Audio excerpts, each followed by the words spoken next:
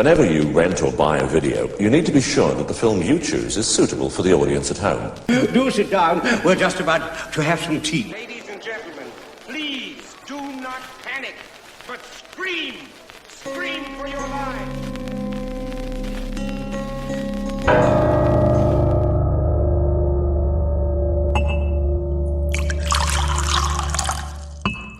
Hey weirdos, the kettle's boiled. Welcome to Tea for Terror, where we take a favourite horror film and dissect it over a nice cuppa.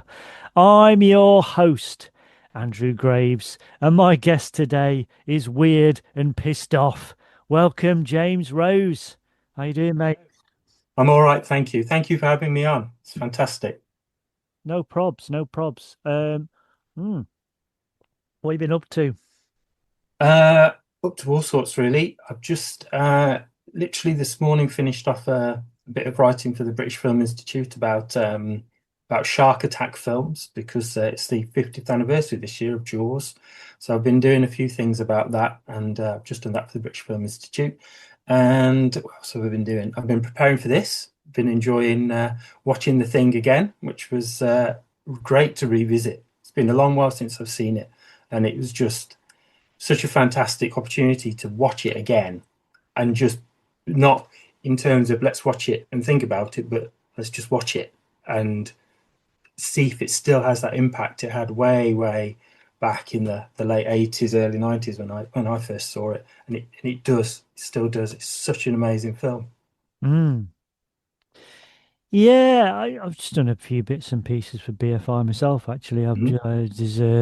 I mean, it's all been announced now, so I can kind of talk about it. But I did they're re-releasing 24/7 Shane Meadows film. So I did the commentary and I did a commentary and an essay for that. So yeah, Brilliant. So I've got I think I mentioned last time, but I do. Because I do a lot of like film courses and lecturing at the local cinema Broadway in Nottingham, so I get to do like Q&A. So I've done 3 Q&As with Shane Meadows. So and there's other bits in the pipeline which I can't really talk about. But yeah, so Shane Meadows has kind of been dominating my my film stuff of late, which is good. It's always good, But yeah, I'm looking forward to getting me mitts on the new version of 24/7. So I love that film. Yeah. And also, I was I've not done this for a while, but I used to back in the sort of early noughties. I used to go to a lot of kind of film sci-fi convention type stuff, nerdy shit, all of that kind of stuff. I used to love it, as a punt, just going as a punt, and I used to go with a couple of mates and my wife as well, and it was always like really good, and it kind of just got out of the habit. But in Nottingham, we had this every year. They have this thing called MCon, like East Midlands Con, and yeah, and I went to that last week, and so it's really, really nice. I'd really missed it. It just made me realize how much I'd missed it. It's really, it's really nice to have a wander out. I mean, it's fucking loads more expensive than it used to be. I remember, I sound like a right old twat now, but I remember I've got like posters and photographs and 8x10s all over the house that's signed by various people. And I've got a big like Empire Strikes Back poster, and I've got a big Two Towers Lord of the Rings poster. Both of them are pretty much signed by the entire cast of each of those films. And I've got a Buffy poster as well, signed by most of the cast, and loads of shit like that. But majority of those autographs I got at that time, and you could also get free selfies at that point. I was paying like probably max 20 quid. I remember paying 20 quid for Carrie Fisher, and that was expensive then. Now I mean you can get sort of 20-25 quid, but the one I went to on Sunday was like Warwick Davis was like 60 quid. But I managed to get I got my Quadrophenia poster signed by Phil Daniels, so that was good. So that was 25 quid. So that was money well spent, you know. I was just gonna say, that's money well spent, that is, isn't it? It's been something I've been wanting for ages, and you know what, he was a lovely guy as well. He's Mhm. really nice to chat to. Yeah, and also this is like completely, totally un-T for terror, but I think I may have mentioned this before. I'm a big detective show. I'll watch any fucking. I don't care how bad it is, how stupid it is. I'll watch any detective series. I'll just plow through them. And I'm a massive fan of like Death in Paradise and Beyond Paradise. And I know they're stupid and formulaic, but I love them. And it was great because at Sunday, as well as Phil Daniels, there was also Chris Marshall from Death in Paradise and Beyond Paradise. And I'm telling you, and you know, obviously he signed a photo for me, but he is the loveliest man. I've Wow. one of the loveliest people I've ever met. And I don't just mean for the punters, I mean genuinely Yeah. Yeah. went over and above. He was absolutely, he was such a sweetheart, you know. That's And I fantastic. heard later on as well, because I knew a couple of store holders that were there just selling books and stuff, and they said, you know, later on that he came to their stall, he bought loads of books, and he insisted on having a hug and everything. He's lovely. He's a really lovely guy. So yeah, that's what I've been doing. Yeah, just reveling in fame and all that kind of stuff, and you know, autograph hunting. Yeah, it's lovely, lovely. Brilliant. Mm. So, yeah, so you write for various things then. So you've Mhm. been doing bits and pieces. So what? So you mentioned a book there. So what stuff you've been working on? Anything other than BFI stuff? I kind of been doing some liner essays like yourself for various home entertainment releases with Second Sight and Arrow, but obviously can't talk about those until they've been announced. But they're done and sort of sent off. They've taken up a bit of my time. What else have I been doing? I try and my main sort of writing practice is about horror films and sort of science fiction films, but I don't think it's always healthy either for yourself or for your actual writing processes and practice to constantly stick with one thing. So I've written some fiction and that's just been published, accepted for publication, but again, I can't talk about it until it's been announced. So that's quite exciting. And it's a little bit horror, a little bit not. So it kind of deviates. And I've just done a text for a British-based media education magazine, which analyzes Dice's console game Battlefield 1, Oh, which wow. is a little bit unusual in that it's a first-person shooter, but it's set during World War One. So there's quite it's quite complicated in some respects because if you engage with it as a regular console player, it is just a first-person shooter. But when you sort of come at it from perhaps the perspective that we would and our experiences, it's a completely different sort of gaming experience. And one of the things that I found, well, what drew me to it and I found quite harrowing was that when you're playing the game, when you get sort of shot and you're killed, and it doesn't take long for you to get killed because you're not like this superhero. You're just an average British soldier in the trenches. You die quite quickly, as they did really.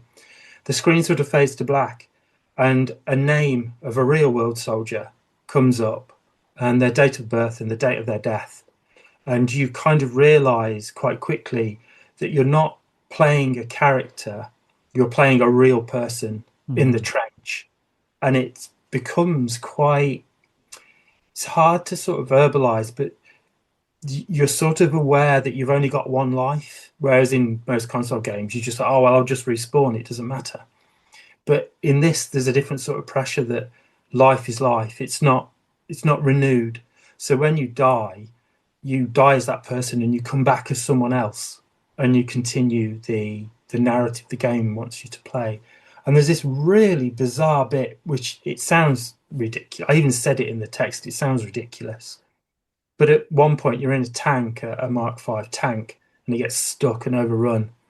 And one of the soldiers releases a pigeon to give out its position. And so an artillery bombardment can take place and sort of free it from this swarm of German soldiers. And instead of you having a like a cutscene of the pigeon flying away, you play as the pigeon.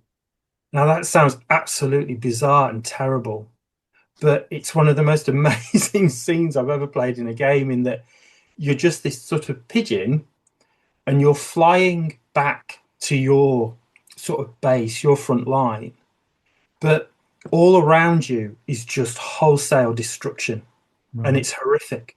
It's absolutely horrific because you're this bird that knows nothing, yet you're in this position of safety and you can see all of this destruction. And there's this beautiful moment when a biplane sort of spirals past you and it's on fire and it sort of spins around and goes right past you. And even though if you move, it sort of follows you, and it explodes into the ground, killing this group of people.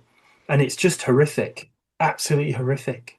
And you're just thinking, this is bizarre. I'm playing as a pigeon and I'm watching all of this destruction. So it just lodged in my mind. I thought, I've got to write about this. So I pitched it and I said, oh, that'd be fantastic. It's just something that's so out of key with contemporary console gaming, but so kind of important You see, in terms you say pigeons and biplanes, and that just I just conjure Dick Dastardly. That's But that was it. I just all the time when I was writing this or, article, or Blackadder 4, you yeah, know, Speckled Jim, yeah, and all of those things are there. Anders Just Pigeon Murderer. absolutely, like, what am I writing about? But when you play it, I felt like this is mad. So I had a look online and I looked at YouTube and Reddit and things like that to people who had responded to it, and there were, I kid you not, hundreds, if not thousands, of comments across those two platforms that just validated what I was saying, that it was one of the most beautiful yet most horrific experiences they've had playing a console game. And that must mean something. That must mean that it did have the desired effect. But then the moment you land, it just cuts back and you're back to playing the soldier, and it just gets gory and messy in a more traditional way that way. But it's such a bonkers thing to play. It's a brilliant game, but also quite, it's a bit heart wrenching because you know it's real. You know these things happened, and you know that these people died. So it's a different horror, I guess, and that's good to write about and good to think about. It's odd because you know the whole gaming thing. It's completely not my world. Hmm. Which and by that I don't mean to say I'm against it at all or anything like that. I just, you know, I have been into sort of gaming on a low level basis before in the past, but it's something it I just know how addictive it is. So Mm, I have to make a conscious decision. yeah. I'm not going to get involved. I've got enough going on without Mm. getting involved in that. Um, so I kind of avoid games, but I don't have anything against them. I just avoid it because I know I just haven't got the time in the day Yeah, to dedicate to it, you know. hours can be spent, absolutely hours can be spent on those things. And I agree with the whole addiction thing, that whole notion of just I'll sit for an hour after work and play and relax. But then 3 hours have passed, and the way in which the narrative draws you in, the way in which your own desire to win, all of those things, and to see spectacles that you know are coming, it's all part and parcel. So I agree with you 100%. I seriously limit my gaming time because hours, if not days, could just go by, and it's I gone. mean, in some way, it's kind of fast because I think, you know, what people look, once you move beyond, and again, this is not my, you know, I'm veering into someone else's lane here. This is not my thing. I should stay in my lane. But I think once you got beyond those kind of those, you know, the sort of Atari type games you got in Mm. the early 80s and stuff, and then you moved, I think once you got into the 90s and beyond and noughties, you know, from what I can see, I think it did kind of open up new worlds for writers and things because it, Oh yeah. you know, it was this kind of narrative thing. And, but I think interestingly, um, more recently, there were I can't remember what it was called. I only saw the trailer for it once, and it kind of just disappeared. But there was a film. Well, I say film. They'd taken this idea of the computer game and narrative, and basically, I'm sure I didn't dream this. Please tell me if I've dreamt this. But I'm sure I saw this trailer. There's a thing where they'd basically people had gone into Grand Theft Auto, and because obviously it's all interactive and everything, but they've gone in there and they tried within the game, they tried to stage a production of Hamlet. and then and then from the trailer it was kind of like, can we do this without being killed or by other people or other players? And it's kind so it's just like, and I don't know what happened to it. Yeah, because the cinema I'm aware, I go to is like Broadway, so they do mainstream stuff, but it's quite art house. So I don't know if it had just really limited distribution, or it was a gag or something. But it was like, what's this? That's a So fantastic concept. yeah, it is, but I don't know what happened to it, and I don't know whether well, clearly it wasn't successful because it's just kind of disappeared. But I thought that's an amazing concept. That is. It is, but that I just highlights the whole freedom that certain games, I suppose, like Grand Theft Auto and something like Red Dead Redemption, they allow you that opportunity to not be sandboxed or to be railroaded down a narrative. It does allow you to have your own narrative and tell your own story in that world within a certain context. But I think that there's something very subversive about that, isn't there, as well, about wanting to put a Shakespearean sort of tragedy inside a contemporary riot-strewn, sort of cliche-ridden Well, world. it's kind of funny because I mean, because what, I grew up on a working class housing estate and all that, and one of the things that annoys me, or particularly like in the 90s and noughties, I guess, is that this patronizing idea of middle class people trying to inflict Shakespeare on working class people. And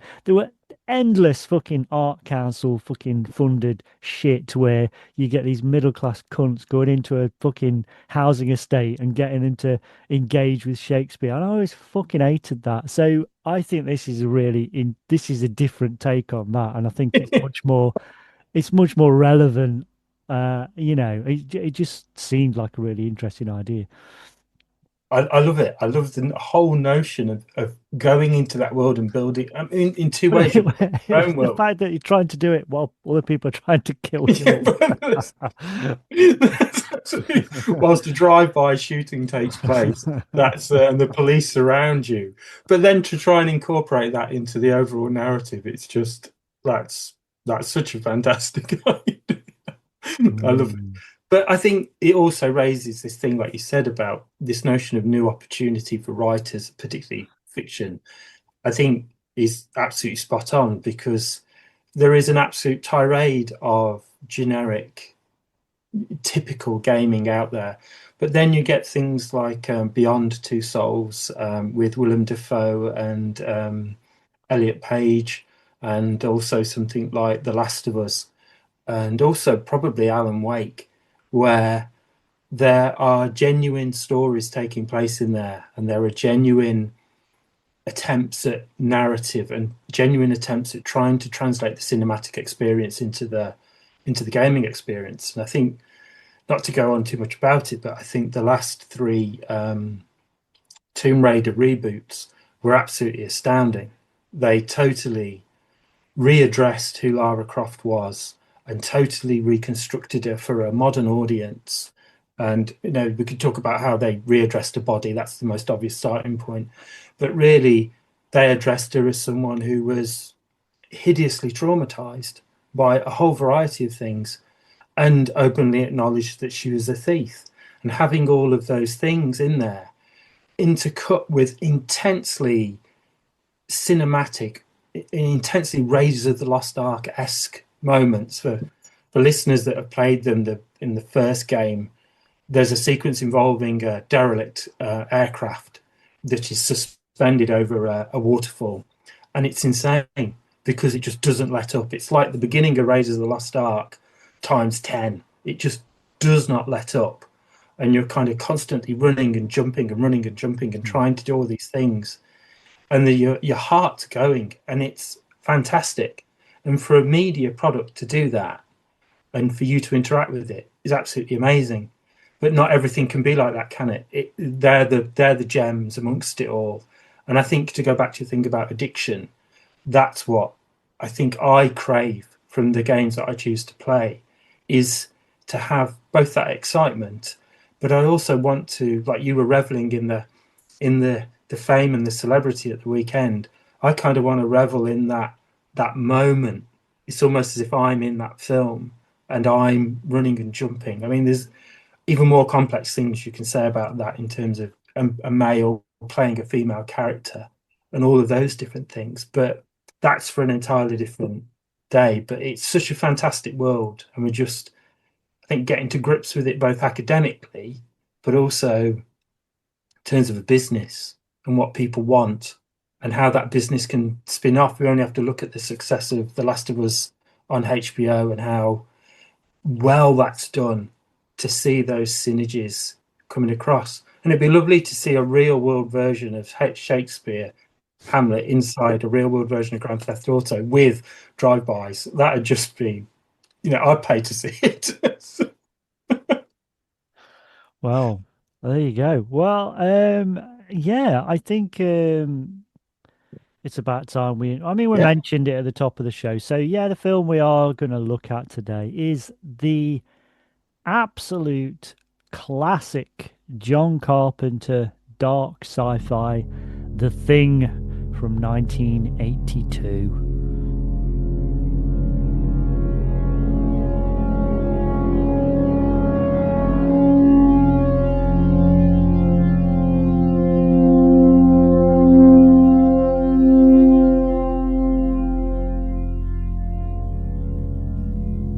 So, James, if you can remember, where was the first time you came across this film? It's kind of, I suppose, an interesting story in a way, in terms of all of our personal histories of film and how we come into contact with those things. I think the biggest influence on me when I was growing up and when I was an art student, so between 16 and 18, in terms of my film viewing, was my dad. And my dad had a great influence on me in terms of what I watched and the things he suggested that I watched, and my understanding. It wasn't just an experience of watching film individually or together. It was also a process of talking about it and sometimes sharing sort of quite fandom-esque conversations, and sometimes sharing more intellectual conversations or technical conversations about how certain things were made and constructed. And he kind of wanted me to have a diversity of film understanding. And he introduced me to John Carpenter, if I remember correctly, through Assault on Precinct 13, which is amazing. I mean, it stands the test of time just like The Thing does, really. It's just such a brilliant film.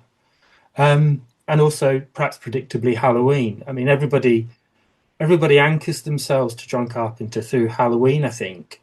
And I'm not entirely sure that's the case, because as much as I like Halloween, I think this is probably going to cause trouble, no doubt, but I think there are better films. No, I'm glad you said that, and I've said this before.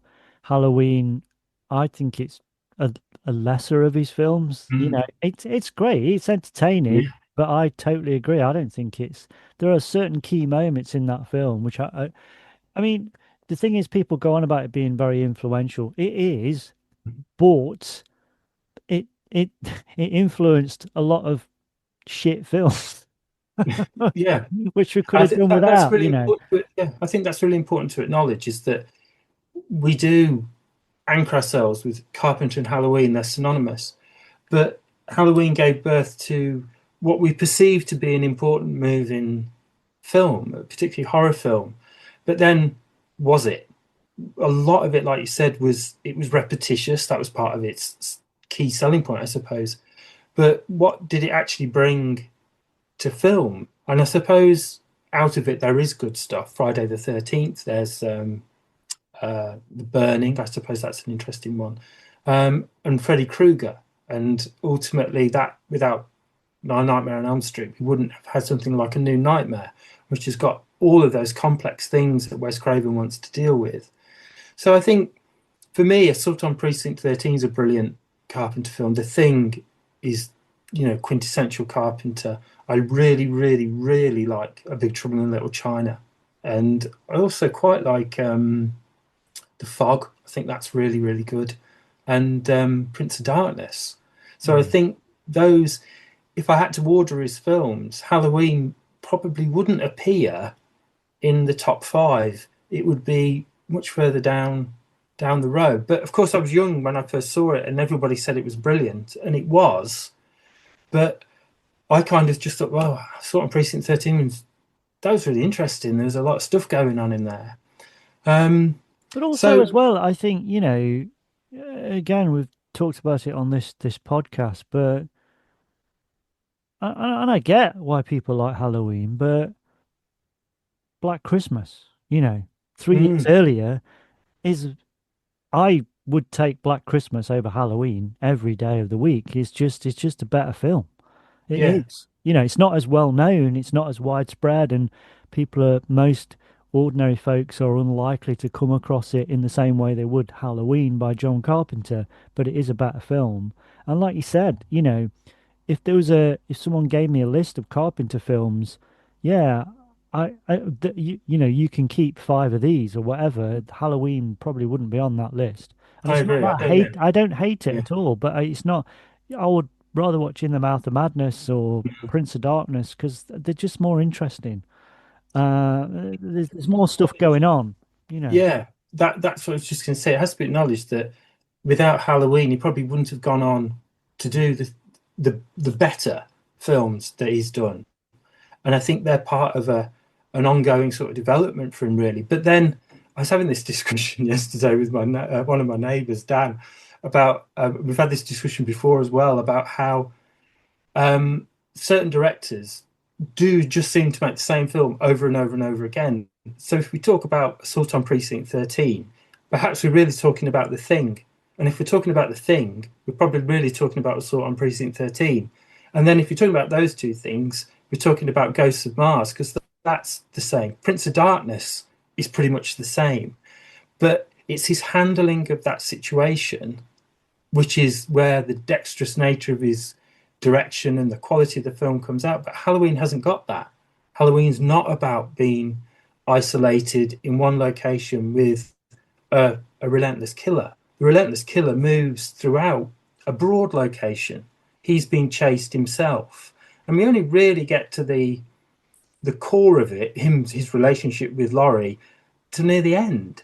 And you're kind of thinking, it's a bit broad. Whereas if you put Carpenter in an abandoned police station, or put Carpenter in a research station or an abandoned church, he's it just kicks off, doesn't it? And perhaps that's why, now I've said it, sort of thinking it through, perhaps that's why The Fog's not as good, because it's town-wide terror, which is what Halloween is. Whereas these other three they're just located in one space, and they condense the horror and they condense the terror, and they put the tension because of that. So I mean, there's a lot there to talk about in relation to it. But to go back to your question, I originally thought I'd hired The Thing out from like a local video store, but I don't think I did. I think I bought it for $9.99, probably from Woolworths in my hometown. Sat and watched it, and just sort of my mind was blown because I don't think I had seen a film of that tension before, really. And also, I don't think I'd seen a film that had that sort of imagery in it.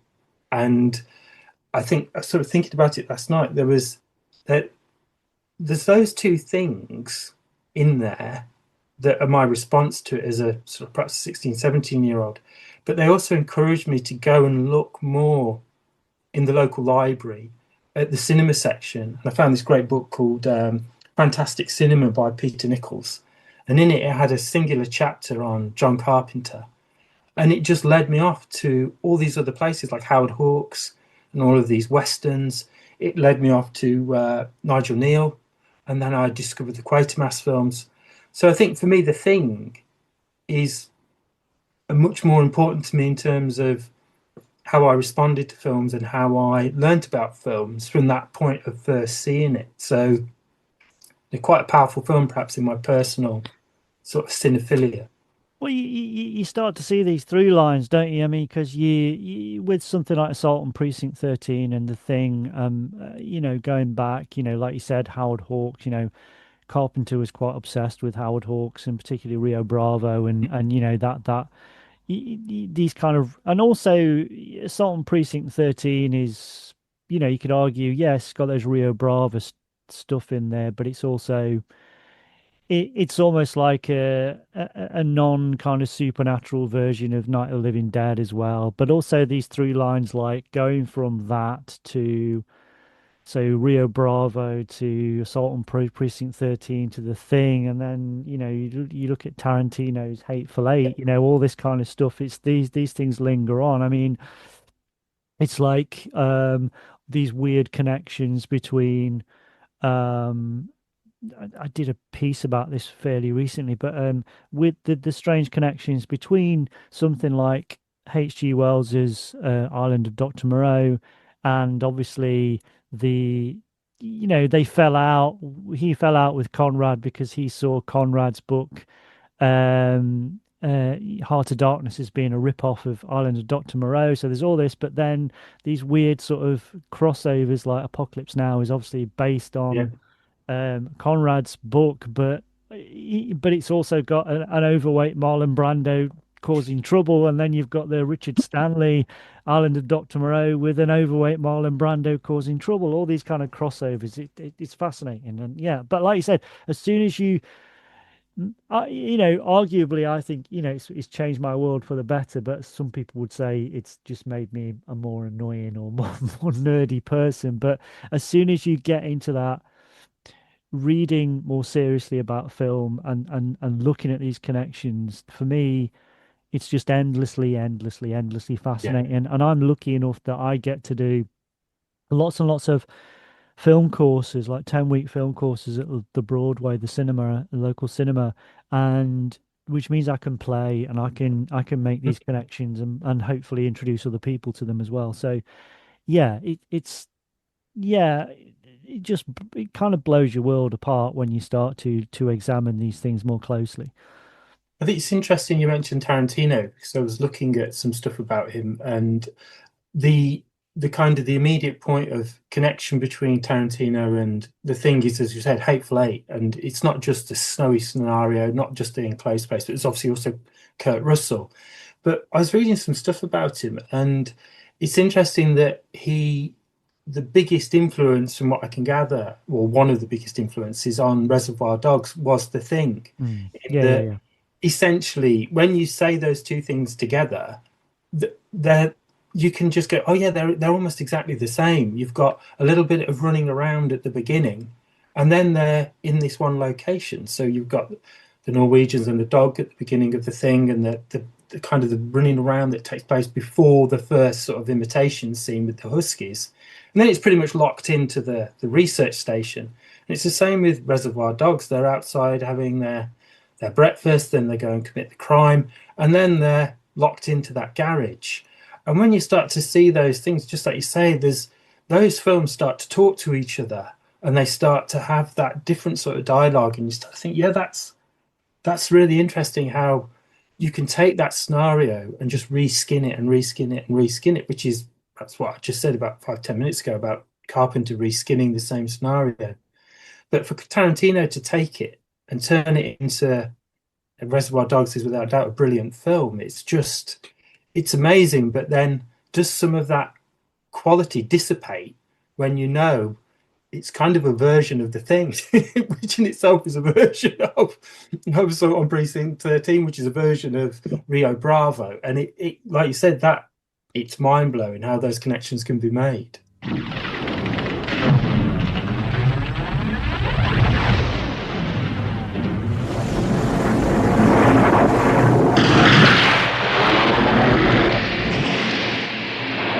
yeah, so I was going to go back. So okay, so before we talked about all these connections and all how the kind of thing these things interweave and all this kind of stuff, which is fascinating, but obviously we have to make the other connection, which is the film from 1951, The Thing from Another World, which was loosely based on John W. Campbell's story, Who Goes There, but really veered off into something else. And again, it's a Howard Hawks, the other Howard Hawks connection, and it really, so I think that Carpenter, I would never really class the Carpenter The Thing as a remake of the Howard Hawks film, even though Carpenter is incredibly influenced by Howard Mm. Hawks. Bizarrely, it's not Yeah. the one chance he's got to actually do a remake of a Howard Hawks film, he doesn't, he does something, he goes back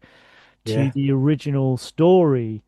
And the original story by Campbell, I mean, Campbell was kind of like a little bit like, I mean, Asimov was very much influenced by Campbell. Yeah. And and I'm reading quite a lot of Asimov at the minute, but Campbell was kind of way ahead of his time, but particularly with that story, because for those that haven't read it, I and this is kind of amazing. You go back to that; it's a very short story, but you go back to that and you just see how much of Carpenter's film is in that story. It's really odd because if you've kind of missed the link, if you just watch, say, the Howard Hawks Thing from Another World, which is incredibly, it's a classic. It's a very, very good film. Ironically, though, I would argue that that film forms more of a basis for Alien than it does Mm. Carpenter's The Thing.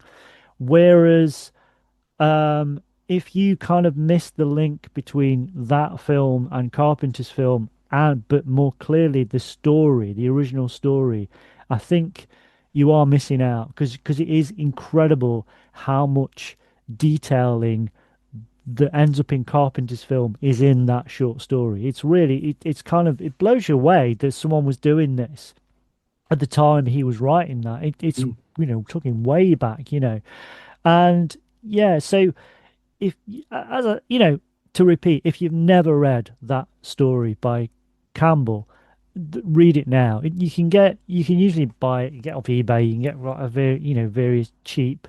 I think they might even do it in places like FOP and HMV.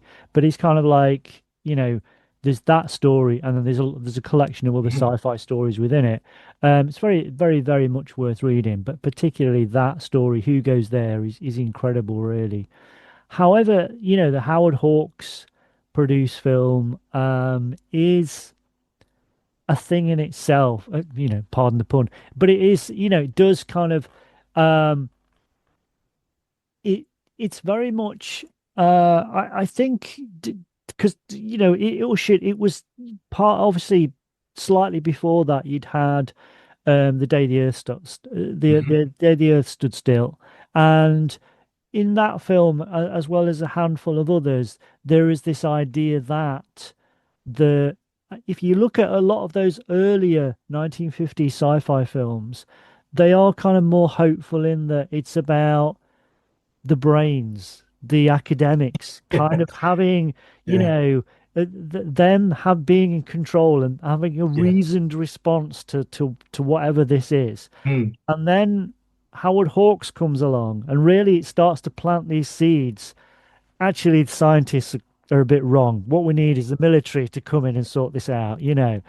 So the thing is odd in that. I mean, it's brilliant. It really is great, and wisely because they just don't have the budget or the technology to produce a truly horrific alien being. It's kind of kept to a shadowy, and this is the Alien influence. Yeah. Alien is incredible, but Alien is very much kind of thing from another world and spliced with kind of Mario Bava's Planet of the Vampires. And obviously, it's his own thing, but Yeah. it's those kind of things. But Thing from Another World is just a great creeping because what they do. unlike the original story and unlike Carpenter's film, it's not about it becomes just a creature feature, a Yeah. very, very, very good creature feature. But what you don't tend to have, what you don't really get in the film, in that film, is this level of paranoia of Hmm. who am I? Who, as Campbell suggests in his title, who goes there? We don't know, and so I think by bringing that back to Carpenter's version, the original Mm. crux of the story is because we learn maybe quicker than the people in the story, but we're still Yeah, for the definitely. audience, and there is always these doubts and this ambiguity. We don't know whether, it's got one of the bleakest endings to a film ever, and Yeah. we still don't know how much bleaker it's going to get. Yeah. Are they just going to slowly freeze to death, starve to death? Is one of them infected? We don't know. It's just it's which probably is I mean, it's all. I think it kind of missed a beat because it came out probably in the worst year it could. It's Yeah. in terms of sci-fi, you're competing with E.T., Blade Runner, blah blah Mhm. blah.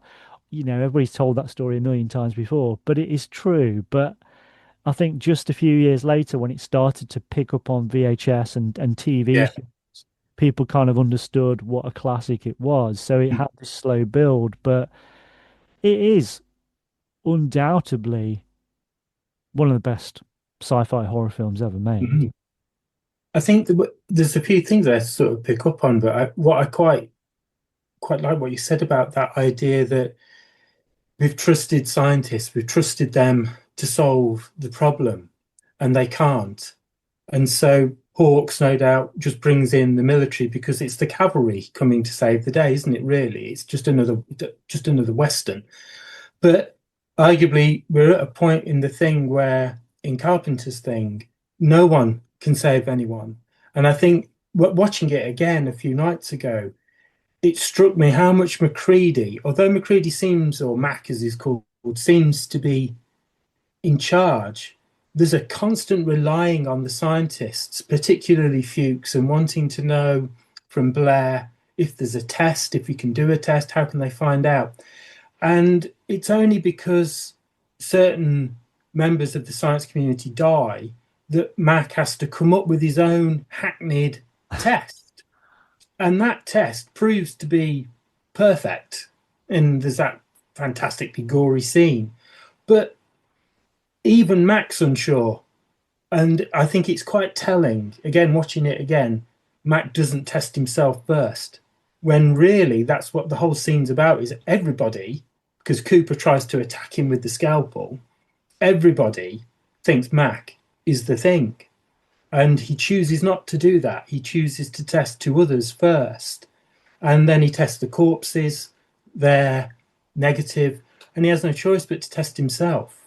And I think there's that idea that we trust scientists, then we trust the military, and then by the time we get to the thing, we're having to trust a helicopter pilot that's a Vietnam vet that drinks a lot, flies his helicopter whilst partially drunk, and even he is dumbfounded as the everyday man, and that's part of the bleakness for me is that at the very end, science hasn't saved the day. No cavalry's come to the outpost to save the day. And Mac's solution is it doesn't matter. We've got to freeze to death. And even that isn't a solution because if either he is or Childs, Childs, if, yes, if yes, yes. Childs is the thing, it doesn't matter. The thing's won because we're back to the beginning. It's frozen in the ice and it'll just it'll no doubt defrost in a morgue and start again. So it's just the bleakness is immediate, but it's also reverberating after you watch the film. It's just no one can save us from this threat, and that's pretty bleak. That's pretty hard to swallow. I think that he talks about the blood testing scene. I mean that in itself. I mean, this kind of humor linked to it, this Yeah. massive amounts of tension. Then towards the end of the Mm. scene, you've got this humor as well. But also, that's I mean, that's fucking genius. That Is. scene, it's Mm. brilliantly constructed because if only for the fact that how do you write around this? How do you make this interesting and entertaining? Because if we were in that situation, or if this was a novel, say, obviously Yeah. it's original story, but if this was in a book, but it would be microscope testing, and Yeah. it's Yeah. not particularly visually that interesting, but to you know, obviously McCready's quite a macho character, Mm. cynical character, so this is the only way you can figure this is how we do this, Yeah. Yeah. and it's obviously like you said, it's a kind of slightly lunk-headed version of Mm. science, but it's also the most entertaining version of that Yeah. you can have for the audience. Because what you're going to do, sit around a microscope for 10 minutes? No, you're going to have this scene instead, which creates massive amount of tension, and then suddenly that tension's broke when the Mm. blood erupts, Yeah. and then you've got your other characters like, can you untie me from this fucking chair? All this kind of stuff, which But is, that's the fantastic line, isn't it, from Gary, the yeah. captain? He just calmly says that, just like, "Can you now?" And then he just Yeah, goes into yeah, that yeah, yeah, yeah. incredibly foul-mouthed tirade, and it's just like Gary's lost it. Gary's absolutely lost it because Windows has lost it prior to that point, and all of the others are slowly losing it. And it's also a scene where the camaraderie that you've seen so far with the men, in that they're all, I mean, sort of Clark's a big, muscular man, isn't he? Like Macready, there's those two masculine figures, all of these science figures. They're banding together to solve the problem and save the world, for the want of a better sort of term.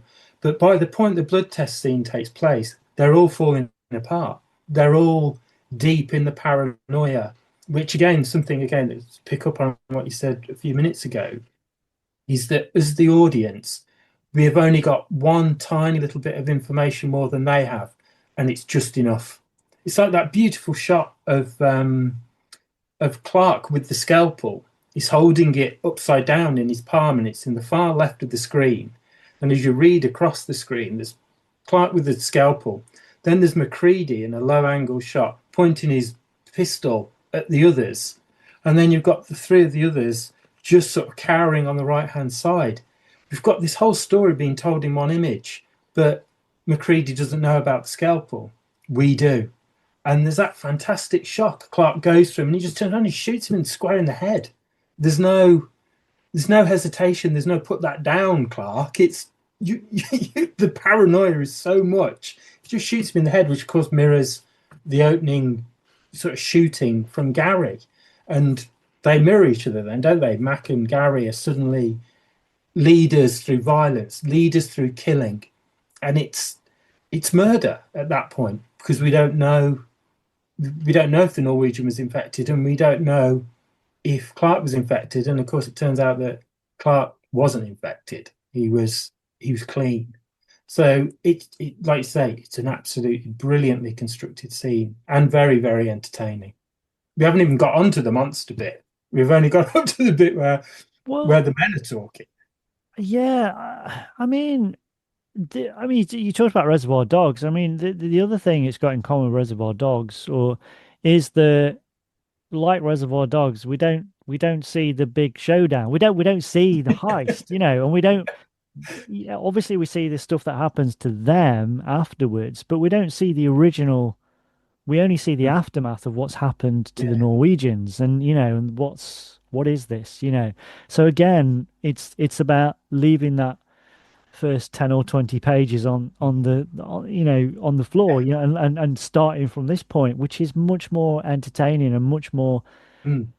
challenging, and a better way to begin a story with half the story missing, I think. So we've got these questions right from the offset, and why are they chasing this dog? Why are they trying to kill this dog? What the fuck's going on? All this kind of stuff. It's just like, why Mm. questions straight away. That's what the men are doing, though, isn't it? As well, they are they have the same questions as us. Why is the dog running? Why are the Norwegians here? Why is that block of ice missing a big chunk out of it? What is that big thing they found in the video? We're being we're being given questions, they're being given questions, and they try and answer them for us. But we've always, like I said, just got that one tiny fragment of information more, and we think we know the answer, then the film undermines us as much as it undermines the men in the film. And it constantly, it's such a cliche to say, but it just pulls the rug from under your feet all the time. And that's again part of its power, part of its success. Yeah, and also, I mean, we'll get into the effects in a minute, which obviously is a huge part of the thing. But I think that I've got to be really careful how I say this because I'm not trying to paint myself as being sexist or part of the patriarchy or anything like that. But I think, and I think it should be a rare thing, but I think people should kind of aim to do it. I think there's something really great about the fact that it is just men. This is about men, and for all their faults, it's not trying to say men are better than women.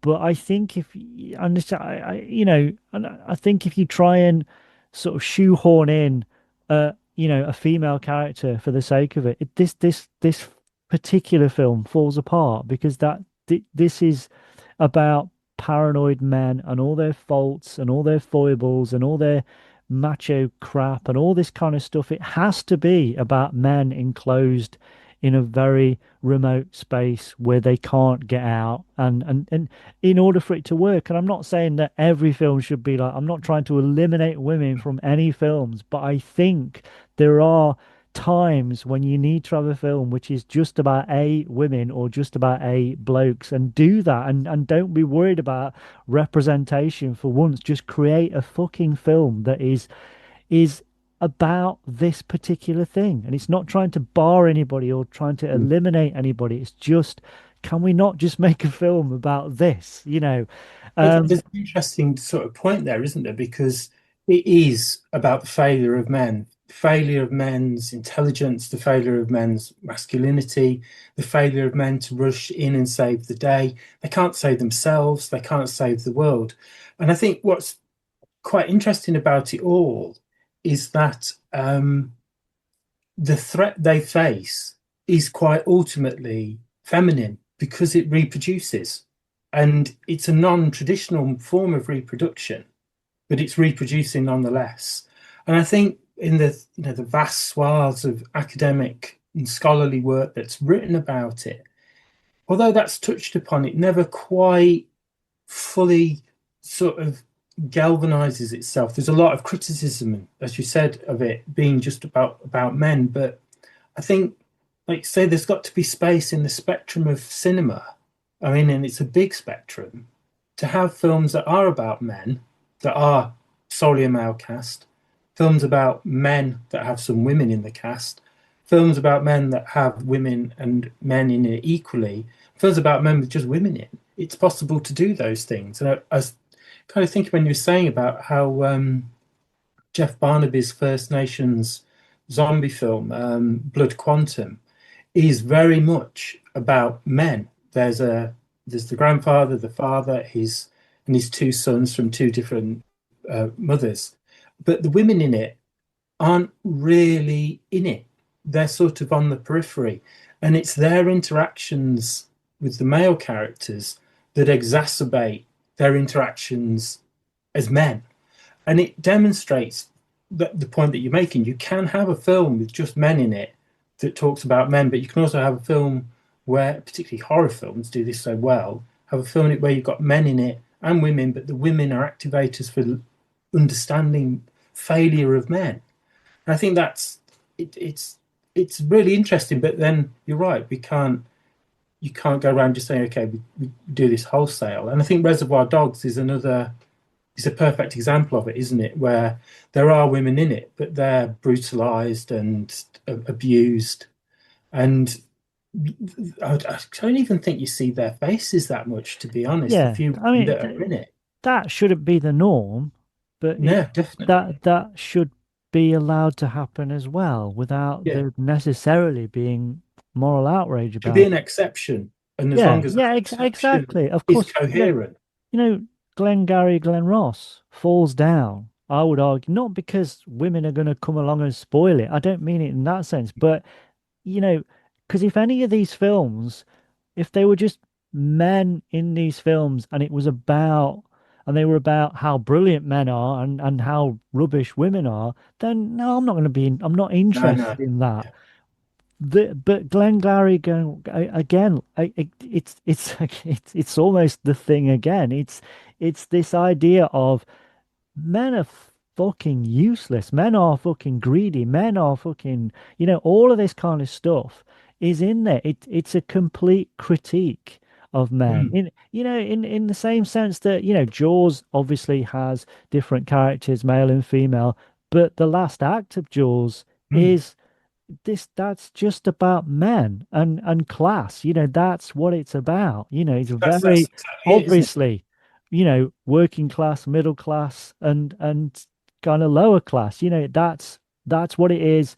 Men being men and not, it's not advertised. Yeah, they might scrape by and actually save the day at the last minute, but it's really about, it's the shark is kind of irrelevant at that point, in Mm. that point of the story. Yes, it's there, we've got to get rid of it, it's the threat, but actually on the boat, it's how do these men completely fail to understand each other. Yeah, but I think by the end of the film, they find an understanding, but they have to go through that. Really, it is very much a critique of masculinity ultimately, isn't it? Because I suppose Brody, he's at the center of it, and he doesn't have any masculinity. He's this police chief, but he's already been oppressed on the land by the mayor, who's bullied him into not closing down the beaches. And then when he's on the boat with just two other men, he's still emasculated. Like the perfect bit is when they're comparing scars and he lifts up his jumper and he's got an appendix scar. That's it. I mean, he's been a cop in New York, and Yeah. that's the highlight of his injury is an appendix scar. But by the end of that film, they find a common ground, and I think that's such a beautiful part about that film is that Quint, as much as he really dislikes Hooper, and as much as Hooper really dislikes Quint, they've got to get on. They've got Yeah. to do something, not to save Amity, but really to save themselves. And there's that fantastic line: "Is that you go in the shark? You go in the cage. Cage goes in the water. Our shark's in the water." And it's kind of like that moment of him saying through his own language, "I'm really not sure you should do this. I think as much as I dislike you, I don't want you to die this way." And Yeah. then, of course, it's Quint that dies that way. Quint has to die that way, and it is such an engagement with masculinity at that point, and so is the thing. It has to have that. Well, These men aren't very good, no matter all their degrees. They're no good. it's strange, really, because I'd forgotten about this, but I wrote a lot of stuff a couple of years ago about a field in England. Ben Wheatley's A Field in England, and part of that was linking it to other things as well. Because I think Field in England is, one of the more recent, within the last sort of 15 years or whatever, films where the focus is just on men stuck in a field, a magical field or whatever. But so I linked it in with all these other films like The Thing and like Jaws and all these kind of films, the last act of Jaws. Yeah, and like I was saying, it's not, I don't want to, representation is incredibly important in films, absolutely, and we should move beyond the sort of 40s, 50s kind of trapped enclave of women can only be this and this and this, blah, blah, blah. Of course. But as I said, I do think there should be room in the spectrum, as you say, for a film which is, dare we do this, where we just have men in it. Just for once, because not to eliminate anybody from the story or the narrative, but in order sometimes to really expose those weaknesses and those failures, it has to be untempered by anything else. It's It's, pure it, men being crap men I think in the that's worst the possible point, isn't it? circumstance. Yeah, and it's a weird circumstance, isn't it? And Jaws is a weird circumstance, but that weirdness only exacerbates the situation. And I think that leads us into the discussion about the special effects because the the men just cannot comprehend. I mean, you were saying about the blood test scene, how it would be in a book, it'd be like looking through a microscope. There's almost like a parallel scene earlier on when they've got the corpse thing from the Norwegian base, and there's that beautiful shot where all of the men are stood around the corpse, and Blair sort of talks them through it, talks us, the audience, through it, and the men through it. And he's touching his lip, that contentious moment of him touching his lip with his pencil. And we go around it, and that's the microscope scene for us, isn't it? This is it. And the men are all got a purpose there. They're all listening. They're all engaged. They're all excited by what they've done because science at that point can sort of solve the problem. But they're also looking at something quite grotesque and but inanimate. Then when that grotesque thing becomes animate, that is when the men demonstrate their failure. Because up until that point, they're all in charge. They're all like, oh yeah, let's listen to Blair. Blair's clever. Blair knows what he's talking about. We can trust Blair. And even though we've got this weird thing in front of us, we can trust it.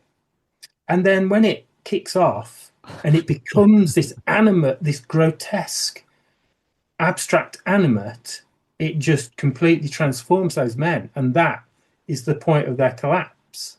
Yeah, which is another level to it. You know, we're seeing the physical transformation of this alien being, but also it transforms them on a Mm, emotional basis as well. It's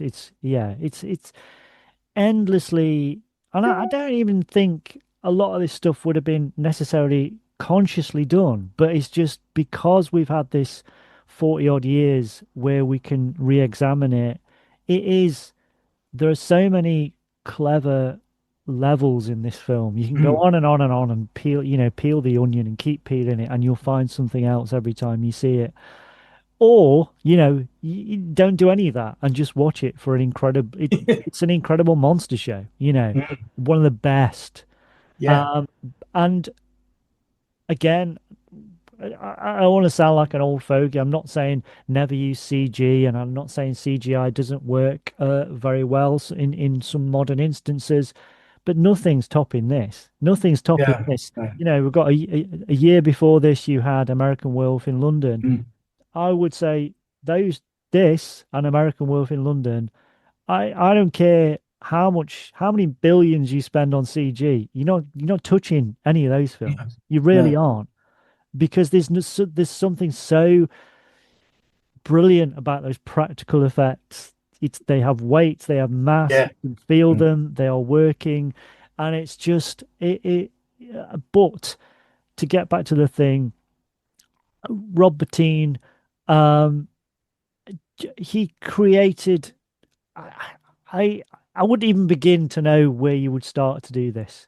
And he literally had a nervous breakdown yeah, yeah, he did. creating this film because it was such a labor of love, which Mm, turned into like 14 hours a day, 15 hours a day, 24 hours a day, and he just went on and on.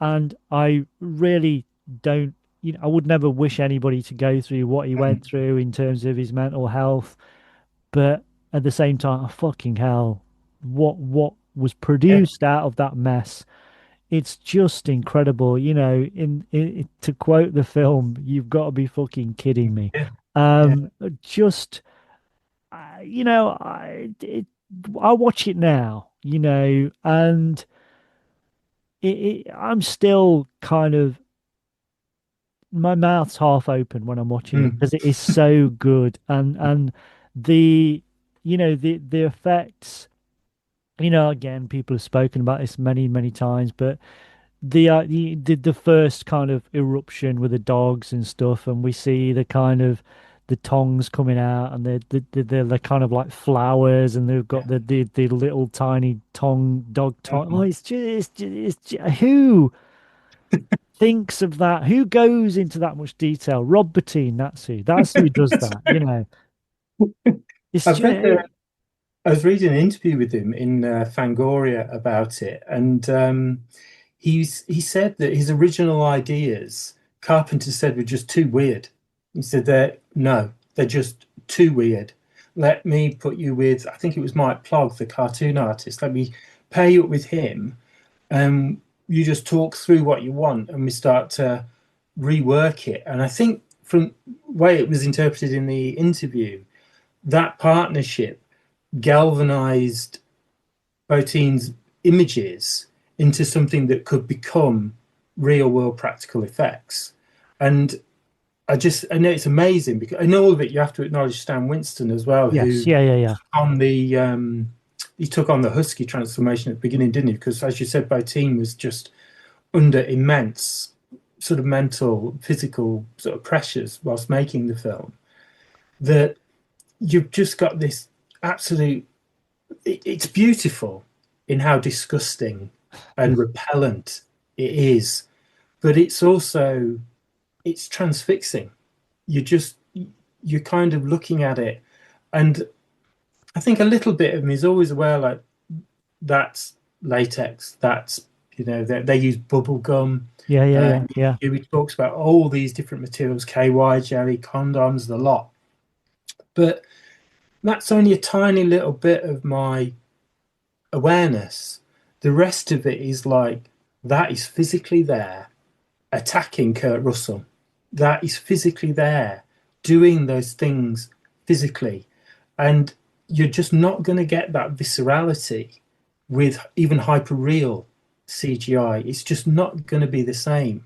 And I think it's interesting how something like in Alien Romulus, there's a leaning back towards the practical effects. And again, I was talking to my neighbour Dan. He appears a lot in this, doesn't he, Dan? When the facehugger's trying to get at one of the characters, that's a puppet. That's someone's hand in a puppet with a tail wrapped around the actor's throat. And you can see the tension between the puppet and the actor. You can see the physical force that wouldn't be there with CG. It just wouldn't have that viscerality. And I think, again, that's why The Thing is frightening. It's not because we're seeing, oh, this weird creature peel apart. What we're seeing is something so horrific in our world, in our physical, tangible world. And that's horrifying. And, you know, burn it. that's the answer, isn't it? Well, No, burn it. their shock has to be our shock. Yeah. It has to be, because and that is the, you know, all of these kind of effects are happening and they are incredible, but it's the reaction of the men, and in order to get that shock, these effects have to be as real as possible. And then their shock is our shock. So while McCready stood there with his mouth open, really seriously not knowing what to do, that is our reaction as well. And the humor, the black humor, you know, as I mentioned, you know, the spider head, you know, it's not a throwaway moment. It is funny, but it's like, what other reaction is there? You're fucking kidding me. You know, you've got to be fucking kidding me, It because just that doesn't is, let up, does it? no. The chest opens up, character has his arms bitten off, blood spraying everywhere. Then it starts to make that awful scream. Its body shakes, tentacles come out of it. While everyone's looking at that rib cage with tentacles, no one's noticed the head. The head's pinning itself off. And it does that horrendously grotesque, slow slip off the table and sloshes onto the floor. And no one's noticed. And we've only noticed because Carpenter's allowed us to notice. And I think that goes back to something I said earlier about the framing. Prior to that, you know, you got to be fucking kidding me line, was that high angle shot of where we've got McCready and another character, and they're looking off to the right, and out of focus in the top left hand corner of the frame, we see the head attempting to scurry off. And we're like, oh my God, what is going on? Because if they don't see that, that's it. They're done for. And they do see it. And I think that line, as funny as it is, isn't funny. It's just like to me, it's almost like saying this is a bad situation, which has just got worse. And now I've seen this head with legs. It's even worse than I thought. And their answer is, again, burn it. Just burn it. Because and this is, I think it's got in common with Alien, Alien a couple of years earlier, but it people I think people kind of misread the situation, particularly with Sigourney Weaver, in that they paint her as this kind of, Mary Sue macho sort of female brilliant character. That's not the case with Ripley in Alien. She survives on instinct to Yeah. get out of this situation, but she's fucking terrified. Mm. And this is the reaction of the men. They're not going up. They're not this is not the crew that's in Aliens where they're macho and they're going loading up. They would, if they could be out of there in a second, they would. They would be, they are fucking terrified, and that's palpable. Because if suddenly people are just running around and they're dealing with the situation and they're loading up with guns and they're being terribly macho all the time, there's no tension for us. They are fucking terrified, and it shows. And I that think that is a good point, isn't she? Because all along she sticks to the rules, and that's the important bit for me of her. She says to Dallas, she undermines him and says, no, this is against the rules, this is against protocol. And she's got so many forces working against her. I often feel by the end of the film she's just exasperated and she just wants everything gone out of that spaceship. Lambert needs to go. All of the others need to go. That alien needs to go. I'll just keep the cat because the cat doesn't back answer. And it's just kind of like there's a relentlessness to her that Max got. He's got a certain relentlessness to him, but by the end he gives in, doesn't he? He's just like, the only thing I can do is I've tried burning it, and that's not worked. So my only other solution now is to just blow it all up. What a clumsy solution! But if I blow it up, I think I'll have done it. But as we said earlier, he hasn't done it because I feel it's a bit petty to go into is Mac the thing, is Child's the thing. It's that totally undermines Carpenter's intention. It doesn't matter. What matters is one of them may be the thing, and if it is, it's a tragedy. If they aren't, it's a tragedy. Either way, it's a bleak ending. It doesn't matter. But that giving in is the ultimate sort of failure. But I suppose Ripley doesn't give in, does she? She constantly there's that drive to get rid of this thing, and even though she's sort of in the spacesuit near the end, she still recognizes the harpoon. She harpoons the alien, she flushes it out, all of those things. She doesn't quite give in as perhaps like Mac gives in, but there's that synergy there for sure. Well, we're running out of time, unfortunately. I could go on forever, but it just remains for me to say thanks to my guest, James. Thanks very much for coming on. It's been lovely to chat to you. It's been brilliant. Thank you. And remember to call round next time. Make yourself at home. You look like you're dying for a nice cup of tea for terror. And remember, my friend, future events such as these will affect you in the future.